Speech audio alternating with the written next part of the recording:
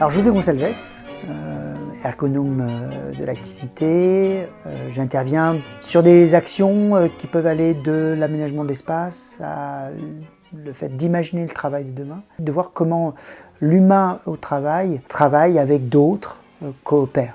Il y a une petite quinzaine d'années, j'ai commencé à danser le tango et j'ai découvert un nouveau monde. Pourquoi la question de la coopération et du tango avec Moïse, c'est de pouvoir, par sa pratique de la danse et moi par la pratique de l'ergonomie, d'aller explorer qu'est-ce qui se joue dans un groupe en termes de coopération, pour les accompagner dans la transformation à la fois des conditions de travail, mais aussi dans la pérennisation de l'activité. La danse de la relation, connaître aussi la place de l'autre, pour pouvoir mieux le comprendre et donc mieux le guider. La coopération, c'est comment je prends en compte les autres dans mon travail et comment je suis pris en compte dans le travail des autres. Le tango nous amène à réfléchir ce que tu appelles la coopération. Alors moi je ne l'appelais pas comme ça avant, Moi j'appelais ça la danse. Il y a comme un corps à corps, une œuvre commune, puisque la coopération, le travail, est une œuvre commune. Comment réfléchir à la coopération et comment danser avec l'autre? La pertinence d'un outil comme le tango, c'est de pouvoir mobiliser deux partenaires, parce que souvent c'est deux partenaires, mais dans un groupe, et de pouvoir, dans une relation d'attention et de découverte, comment les corps s'engagent dans le travail. Bon, je pourrais dire qu'on peut passer de la raison, de la résonance avec AI, j'ai raison, et là c'est plus j'ai raison dans la relation, c'est je raisonne. On sent quand ça résonne plus, et ça résonne plus quand on peut plus marcher ensemble.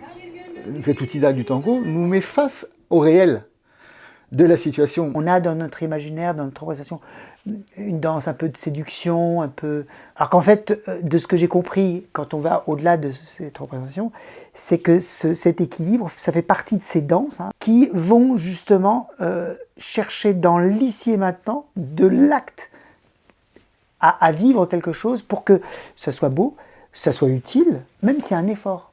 Et là, il y a aussi une dimension par rapport au travail qui est intéressante, parce que cette dimension d'effort, c'est cet effort aussi qui va permettre d'affiner, d'ajuster le corps. Et c'est en cela qu'il ne s'agit pas d'aller en entreprise pour en faire des professionnels ou des amateurs de la danse tango, mais de dire, voilà, par un outil, par un biais, on explore cette dimension sensible d'un équilibre qui n'est jamais gagné d'avance pour arriver à prendre en compte l'autre dans mon travail et réciproquement. L'avantage d'un outil comme celui-ci, c'est qu'on peut ensuite en discuter. Tiens, qu'est-ce qui s'est passé là? Qu'est-ce qui, à ce moment-là, a fait que tu as senti qu'il y avait un équilibre ou il y a un déséquilibre? Qu'il y avait une forme de symbiose? Comment je me sens à l'occasion de la rencontre avec toi sur tel et tel mouvement? Pour moi, qui ne suis pas du tout danseur, mais à partir du moment qu'on prend avec quelqu'un qui connaît cette danse, qu'est-ce qu'elle peut permettre de vivre? Je dirais que c'est nécessaire que ce soit tout le monde qui le souhaite, évidemment, qui puisse le vivre. Pourquoi? Parce que cette dimension corporelle, elle est commune à nous tous. Parce que cette dimension de relation au travail, elle est commune à tous. Parce qu'il y a une subjectivité qui est engagée dans le travail et que le mouvement de danse, il l'engage, c'est m'appuyer sur le collègue ou la collègue qui, lui, elle, m'aide à finalement vivre quelque chose, à dépasser quelque chose. Prendre le temps de chercher ensemble, de découvrir, d'expérimenter, de valider ensemble. On peut imaginer qu'on peut avoir un groupe cible, par exemple, ça peut être des managers, on va écrire quelque chose ensemble.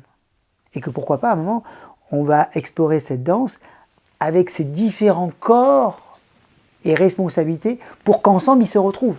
Ça permet aussi de voir que quand on se régule, en osant poser les choses, on crée des liens, des ponts. Mon corps, c'est de la respiration avant tout. Le corps nous ramène au réel, à ce qui est vrai. Je sais que ma main, elle a une limite. Pour le coup, ça ramène du corps et ça ramène du possible.